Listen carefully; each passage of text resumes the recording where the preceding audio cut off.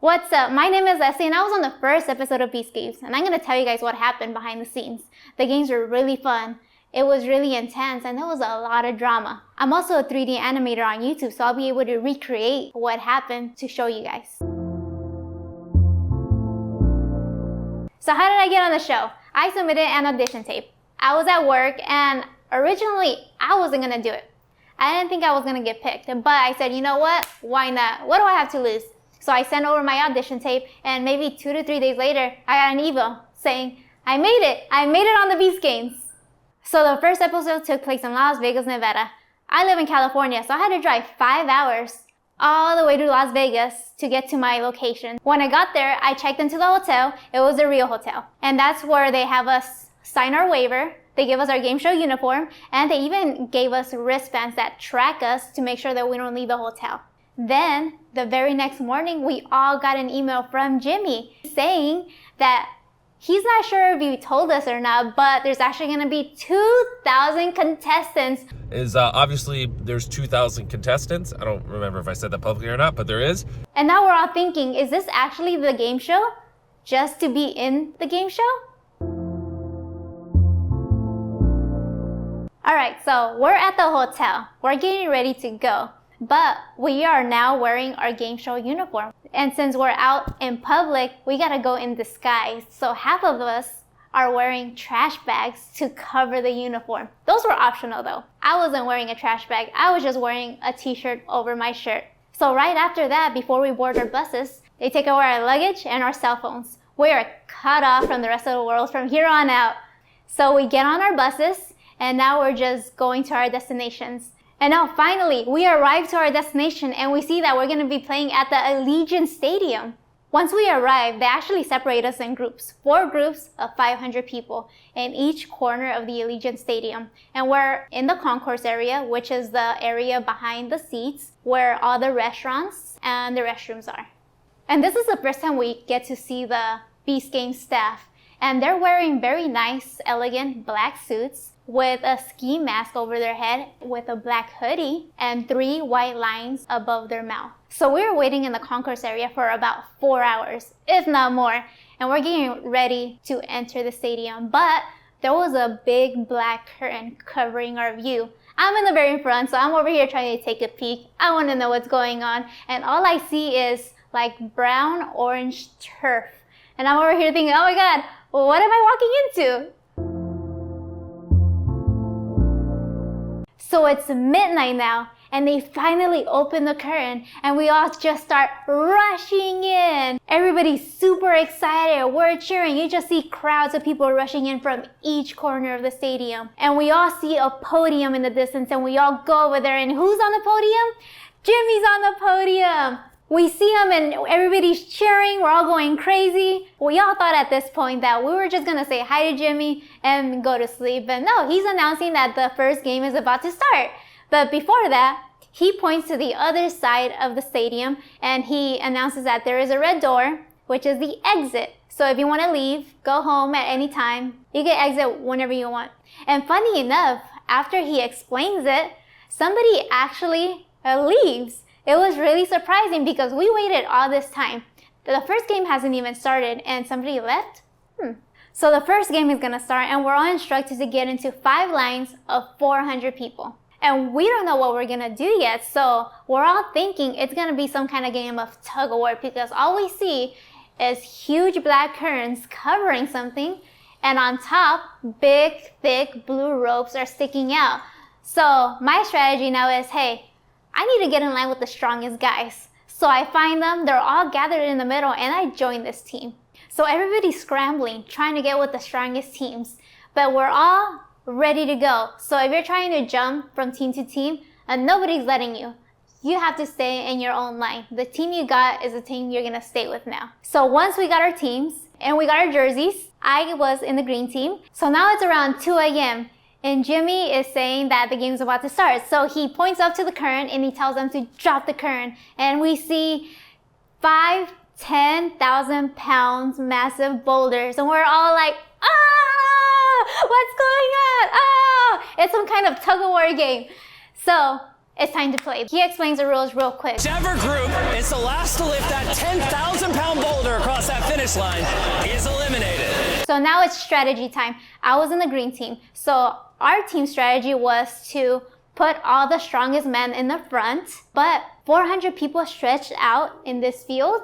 We actually don't fit. So a lot of us were kind of like on reserve. I was on reserve. So I got out of line and I was in the very front. So once everybody pulls and they start backing up, I would jump in and pull with them. So finally, the game's gonna start. Everybody's in their position. We're waiting. And then Jimmy says go. Go!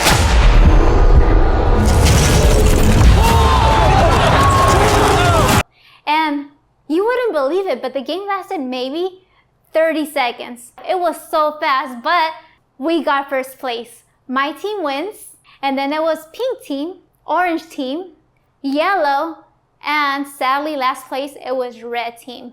Red team didn't even get their boulder halfway up. It was really sad to see. 400 of them had to go home just like that. So the game ends around 5 in the morning. And let me explain the living situation.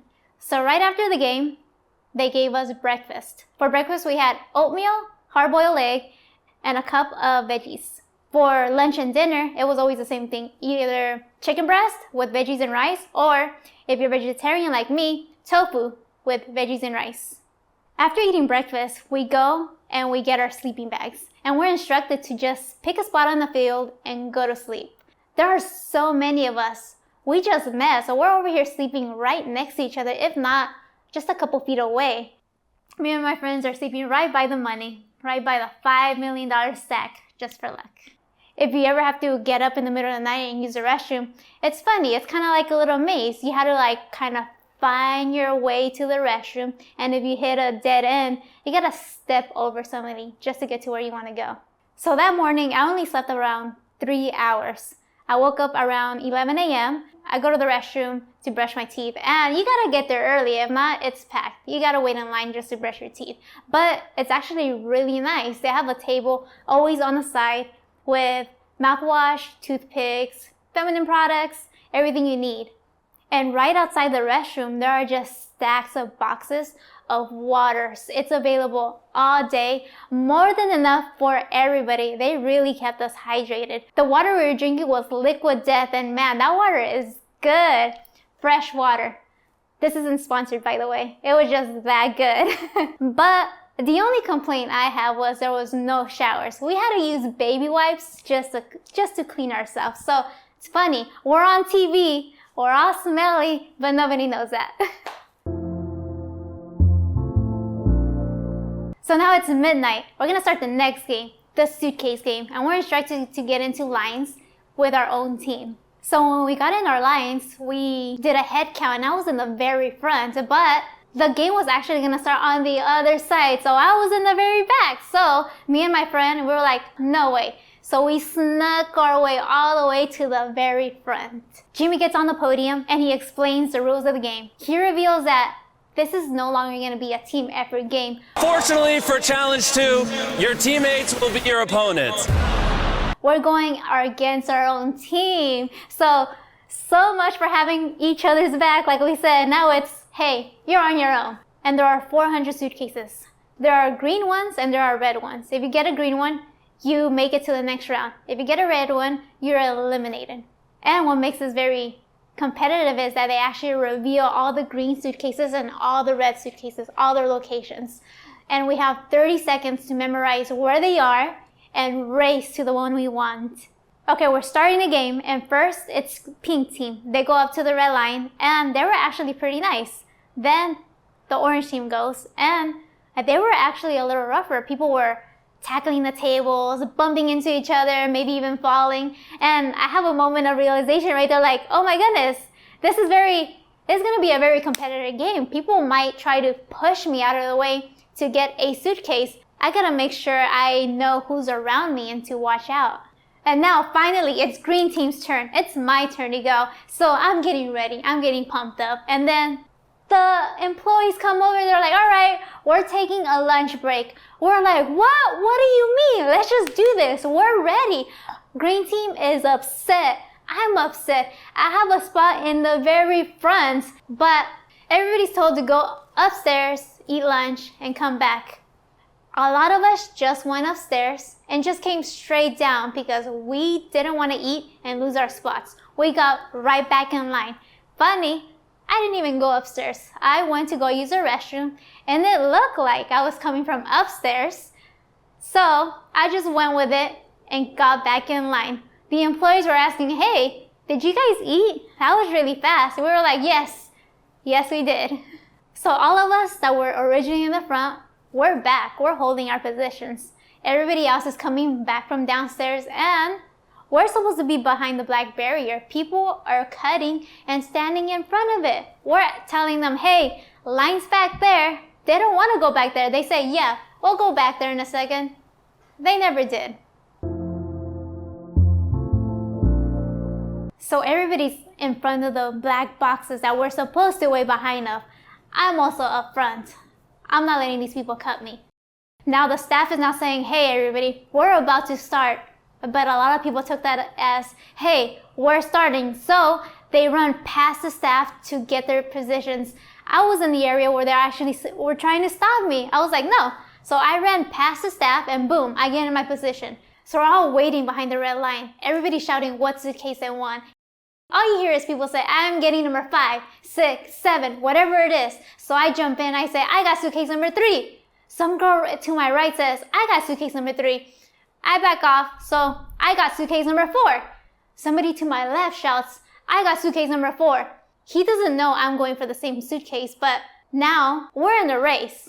I know that. He doesn't know that. So we're all waiting, and we hear somebody say, go! So we go. Some mean lady to my right cuts me off. I had to wait a full second to let her go around her, and get my suitcase. I got it. I won. And then Jimmy gets on the mic and says, hey, somebody said go, but it wasn't me. Get back in line. So here we go. I have to do that all over again. There's no guarantee I'm going to get the suitcase again, but you know what? Let's go. We're back in line. People are doing the same thing, claiming their suitcases. The mean lady to my right is claiming hers. I tell her, hey, switch with me because I'm not letting her cut me off again. We switch. Some guy behind us says, hey, I'm going to get something else. Let me cut so I could go first. I don't pay attention. I actually move over so he doesn't cut. The same guy to my left says he's going for suitcase number 4, the one I'm going for. So again, it's going to be a race between me and him. It's on. So we're in position. We're all in silence and we're waiting. Jimmy finally says go, and I ran as fast as I could to my suitcase and I slammed my hand on it, claiming it. I got it. I'm safe. When I got my suitcase, the guy I was competing with runs to me, looks at me and says, fudge, keeps on going. After I look back and I see the mean lady on the ground, the guy that was right behind us actually ran over her to get to his suitcase. So she got injured. I saw people tackling suitcases. I saw people claiming the same suitcase. It was so chaotic. But at the end of the day, I got my suitcase, so I'm happy. During this game, me and my friends got separated. That way, we don't get in each other's way. After the game, we found each other and we all survived. So we got in a group hug and we all cheered because we made it. We're all going to the next game. So the suitcase game ends around 5 a.m. We're all tired, so all we do is go upstairs, get our sleeping bags, and come back downstairs and go to sleep. And we just chilled the whole time until around 8 p.m. until we had to prepare for the next game. So they asked us to go on one side of the stadium, and it's going to be behind a big, long red line. So we stand there. I'm in my position, and Jimmy comes out and he explains what we're playing. We're going to be playing the flag game. There's 1,400 of you and 1,100 flags. This means 300 of you will be eliminated. So we'll be setting out a different number of flags each round until all 1,100 have been captured. But once you cross the red line, you have to capture a flag or you are eliminated. You get a flag or you go home. No $5 million. So the first one is about to start. Jimmy asks his staff to bring out 10 flags. Everybody is standing back just to wait to see what happens. It was very intense because all you see is the fast guy stepping up. Nobody wants to compete against them. I also wait and watch. This isn't my time. Once Jimmy honks the horn, we see them go. And they all win. Except for maybe one guy who got eliminated. Second round comes along and Jimmy brings out 50 flags. That's a lot of flags, so a lot of people decide to go. Again, I didn't think this was my time, so I stand back and watch again. Multiple rounds go by, I don't go until the middle of the game. Jimmy announces, all right, now we're mid-game. I got flag 550 and he walks it over toward me and he sets it right in the middle. I shout out to everybody, hey, 550, this is my flag. Everybody's supporting me. You got this, girl. This flag is yours. Go for it. I get in my running position, but I look over to my right side and there's another girl saying, hey, I got this flag. I look at her and say, no, I got this flag. We go back and forth for a little bit. And I say, you know what? You and me, let's go. But I guess I scared her off because she backs off. But another girl steps up. She thinks she can outrun me and get my flag. So I'm like, all right, no worries, I got this. So it's me versus this girl. All my friends in the back are cheering me on. You got this, you could beat her, you're faster than her. Tariq actually sees all the drama that's going on around us and he actually comes over and sets up a camera to catch the action. So I'm over here like, oh my God. No pressure, but no. I am concentrating. It's just me and the flag, nobody else around me. So now I'm just waiting for Jimmy to honk the horn. Once Jimmy honks the horn, I took off. I ran as fast as I could. I reached out, I grabbed the flag, I look over to my peripheral vision, and she wasn't even close. I took that flag. She was too slow. I started cheering. I was so happy. I claimed it. Tariq comes over. He interviews me. I say what I say. I say thank you to him. And now I run over to the winning side. And as I'm running over, I see Jimmy. And he looks over at me, smiles, and tells me, congratulations. That was like the highlight of the whole thing. He actually acknowledged me and told me congratulations. So I run over to the winning side and I'm safe. Woo, I'm good. What a relief. So it's 4 a.m. now. We're gonna start the last game. And we're instructed to get into 11 groups of 100 people. So everybody's expecting that this next game is gonna be a game of money. We're thinking Jimmy's gonna offer us a large amount of money to get somebody to sacrifice their own team for the money. So as we're all getting in our groups, everybody's being really aggressive, shouting, hey, can we trust you? Do you have a price? If he offers you this amount of money, are you gonna go for it? If not, go somewhere else. And I got yelled at too. I was like, no, I don't have a price, but how can I even trust you? Like, chill. So my friend asked me, hey, do you want to join this team? And it's 4 a.m. I'm tired and I'm thinking the odds of losing right now are really low. So yeah, why not? So we go to this team. Even though I had a really bad feeling about this team, I really didn't want to join them.